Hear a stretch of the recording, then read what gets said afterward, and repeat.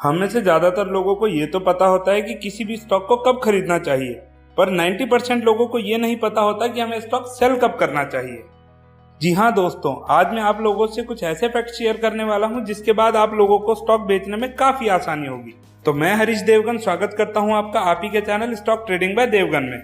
जिन भी मेरे दोस्तों ने ये चैनल सब्सक्राइब नहीं किया वो जल्दी से सब्सक्राइब बटन पर क्लिक करके बेल आइकन को जरूर से प्रेस कर देना, ताकि आप भी फाइनेंस और स्टॉक मार्केट से रिलेटेड वो सभी नॉलेज ले सकें जो वाकई में काम आती है। तो सबसे पहले हम स्टॉक सेलिंग के फैक्ट्स को दो पार्ट में डिवाइड करेंगे। पार्ट नंबर 1, स्टॉक हमें कब नहीं बेचना चाहिए। पार्ट नंबर 2, स्टॉक हमें कब बेचना चाहिए। तो सबसे पहले हम उन फैक्ट्स को जानते हैं जो हमें किसी स्टॉक को ना बेचे जाने में मदद करते हैं, जिसमें सबसे पहला फैक्ट है किसी स्टॉक का लाइफ टाइम हाई पर होना। जब भी कोई स्टॉक अपने लाइफ टाइम हाई पर होता है तो ज्यादातर लोग जो उस कंपनी में इन्वेस्टेड होते हैं अपना ज्यादातर पैसा उस कंपनी से निकाल लेते हैं। उन लोगों का ये मानना होता है कि जो स्टॉक हमने 100 रुपए पर लिया था अब वो 200 रुपए का हो गया है, तो हम फुल क्वांटिटी या फिर हमारी इन्वेस्टमेंट जितनी अमाउंट निकाल लेते हैं और फिर से जब ये 160-170 रुपए आएगा तब वापस से खरीद लेंगे। पर ऐसे में ना तो वो स्टॉक वापस 160 से 170 रुपए वाले प्राइस पर आता है और ना ही आपकी इन्वेस्टमेंट अच्छे से कंपाउंड हो पाती है, क्योंकि कंपनी के अच्छे बिजनेस मैनेजमेंट की वजह से ही उस कंपनी ने लाइफ टाइम हाई बनाया था, तो वही बिजनेस मैनेजमेंट उस कंपनी को और ऊपर लेकर जाएगा। इसका बेस्ट एग्जांपल है अडानी ग्रीन। ये कोई स्टॉक रिकमेंडेशन नहीं, बस एक पैटर्न बेस्ड एग्जांपल है। अब बात करते हैं फैक्ट नंबर 2, मतलब कि रेंज बाउंड या कंसोलिडेटेड स्टॉक्स। तो दोस्तों, हमारी पोर्टफोलियो में कुछ स्टॉक्स ऐसे होते हैं जो काफी समय से एक ही रेंज में ट्रेड करते हैं या फिर एक ही प्राइस रेंज के अंदर कंसोलिडेट होते रहते हैं और हमें भी लगता है कि ये स्टॉक काफी टाइम से उतने का उतना ही है, तो हम इसे बेच देते हैं, जो हमारी सबसे बड़ी गलती होती है। क्योंकि जरूरी नहीं कि 100% का एनुअल रिटर्न देने वाला स्टॉक डेली या फिर मंथली बेसिस पर बढ़े। कई स्टॉक्स ऐसे भी होते हैं जो 6 महीने या 1 साल के कंसोलिडेशन में रहकर 10 ही दिनों में 50% से भी ज्यादा का अपसाइड ब्रेकआउट दिखा देते हैं।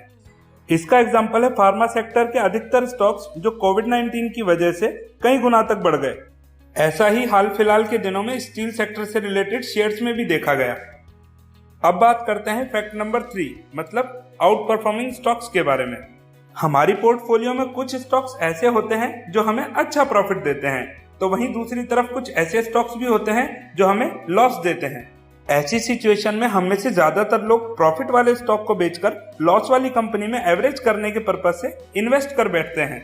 वहीं बात रियलिटी चेक की करें तो प्रॉफिट मेकिंग कंपनी का बिजनेस मैनेजमेंट रेगुलर बेसिस पर अच्छा होने की वजह से ही company year on year basis पर प्रॉफिट ग्रोथ दिखा रही थी और इसी वजह से कंपनी आगे भी प्रॉफिट दिखा सकती है।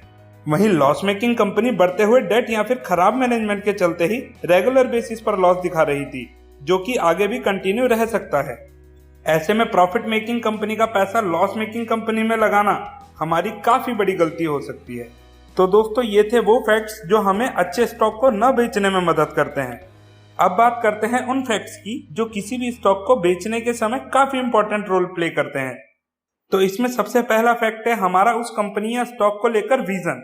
जो विजन स्टॉक खरीदते समय तो कंपनी द्वारा इम्प्लीमेंट हो रहा था, पर अब कंपनी उस विजन पर काम ना कर रही हो, तो ऐसे स्टॉक्स को सेल करना ही अच्छा रहता है। जैसे फार्मा सेक्टर की कई कंपनियों ने वैक्सीन बनाने का दावा किया था। ऐसे में जिन कंपनियों ने वैक्सीन बनाई उनके इन्वेस्टर का तो फायदा हुआ, लेकिन जो कंपनियां वैक्सीन ना बना पाई उनके इन्वेस्टर का हुआ नुकसान। तो कहने का मतलब यह है कि जिस वजह से किसी पर्टिकुलर कंपनी में आपने इन्वेस्ट किया था, अगर वो वजह ही नहीं रहती है तो आपको ऐसी कंपनियों से पैसा निकाल लेना चाहिए। फैक्ट नंबर 2 है management is not longer good. इसका मतलब अगर किसी कंपनी में हमने अच्छे मैनेजमेंट को देखकर इन्वेस्ट किया था, पर आज की तारीख में मैनेजमेंट उतना अच्छा ना रहे, चाहे वो कंपनी के प्रोमोटर्स का आपस में विवाद हो या कंपनी के निराश करने वाले फाइनेंशियल रिजल्ट्स, तो ऐसी कंपनी से हमें अपना पैसा निकाल लेना चाहिए, वरना हमारी हालत भी यस बैंक, आरकॉम और वोडाफोन आइडिया के इन्वेस्टर्स की तरह हो सकती है। बात करें फैक्ट नंबर 3 की, तो वो है इमरजेंसी या फिर सेल्फ गोल। क्योंकि पैसा वही है जो आपकी जेब में है, इसलिए मेडिकल और अदर इमरजेंसी के टाइम पर हमें अपना सारा पोर्टफोलियो सेल करना पड़ जाता है और ये एक जरूरत भी बन जाती है, जो कि एक सही डिसीजन होता है, क्योंकि जिंदगी के बिना पैसा किसी काम का नहीं होता। वहीं अगर आपके कुछ लाइफ गोल्स भी हैं, जैसे 1 करोड़ का इन्वेस्टमेंट प्लान घर या कार खरीदना, बिजनेस या फर्दर स्टडी करना, तो भी आप अपनी पोर्टफोलियो को कैश कर सकते हैं, जो कि एक अच्छा डिसीजन होता है। तो ये थे 3 फैक्ट्स जो हमारी मदद करते हैं स्टॉक बेचते वक्त। अब सारे फैक्ट्स को हम फिर से समराइज कर लेते हैं। जहां सबसे पहले हमने स्टॉक के ना बेचने के 3 कारणों को पढ़ा, जिसमें सबसे पहला था कि किसी भी स्टॉक के ऑल टाइम हाई पर होने के डर से हमें स्टॉक को कभी भी नहीं बेचना चाहिए। फैक्ट नंबर 2, हमें रेंज बाउंड या कंसोलिडेटेड स्टॉक्स के ब्रेकआउट का इंतजार करना चाहिए, क्योंकि वो प्रॉफिट दे ना दे पर लॉस भी नहीं देते हैं। वहीं बात करें फैक्ट नंबर 3 की, तो आउट परफॉर्मिंग स्टॉक्स में हमें हमेशा इन्वेस्टेड रहना चाहिए और छोटे मोटे करेक्शंस पर भी इन्हें और खरीदना चाहिए। इसी के साथ हमने 3 ऐसे फैक्ट्स भी समझे जो हमारी हेल्प करते हैं किसी स्टॉक को बेचने में। फैक्ट नंबर 1, जिस विजन या बिजनेस लॉजिक से हमने किसी कंपनी में इन्वेस्ट किया था, अगर कंपनी उस विजन को इम्प्लीमेंट करती हुई नहीं दिखती तो ऐसी कंपनी से हमें पैसे निकाल लेने चाहिए। फैक्ट नंबर 2, स्टॉक खरीदते वक्त चाहे उस कंपनी का मैनेजमेंट अच्छा था, पर अगर अभी मैनेजमेंट में कुछ खराबी है तो पोजीशन वापस ले लेनी चाहिए।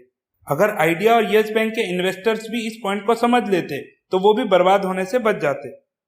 फैक्ट नंबर 3, किसी भी प्रकार की फाइनेंशियल इमरजेंसी पर हमें पोर्टफोलियो के सभी स्टॉक्स को बेचना पड़ जाता है, और हमें बेचना भी चाहिए, क्योंकि आम आदमी पैसा इसीलिए सेव करता है या फिर इन्वेस्ट करता है कि वो पैसा उसके काम आ सके, ना कि डीमैट अकाउंट में स्टॉक्स के फॉर्म में सजा रहे। तो दोस्तों, आशा करता हूं कि ये फैक्ट्स आपको काफी पसंद आए होंगे, इसीलिए वीडियो को लाइक और शेयर करना तो बनता है। फिर मिलेंगे एक और अच्छे वीडियो के साथ। धन्यवाद, आपका दिन शुभ रहे।